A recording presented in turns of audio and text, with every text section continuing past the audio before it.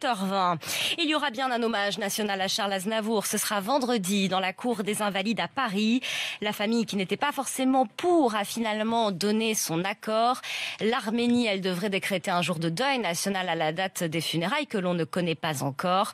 Mais en attendant les hommages officiels, les hommages spontanés continuent. À Erevan, hier soir, une marche en l'honneur du chanteur a rassemblé plusieurs centaines de personnes. Marche à l'initiative des jeunes de l'Université française en Arménie et de l'École française en Arménie, pour qui Charles Aznavour était beaucoup plus qu'un chanteur, Benoît Ballet. Comme l'ensemble de sa classe de terminale L, Tatev était très attachée à Charles Aznavour. Je l'appréciais vraiment beaucoup. Je sais pas, c'était une époque qui est passée vite en fait. Arman, 22 ans, a choisi de manquer son cours de management afin de participer à cet hommage. Pour lui, Charles Aznavour est intemporel. Chaque Arménien doit être fier de ceux qui font notre pays.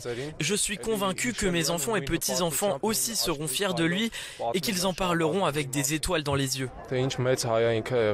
Au sommet du parcours, entre les murs de la Fondation Aznavour, un livre de condoléances s'ouvre. Jean-Marc Laveste, recteur de l'Université française en Arménie, est l'un des premiers à le signer. Charles Aznavour, un modèle d'éducation pour ses élèves. Il a écrit de nombreuses chansons, plus de 1200, 1300 chansons.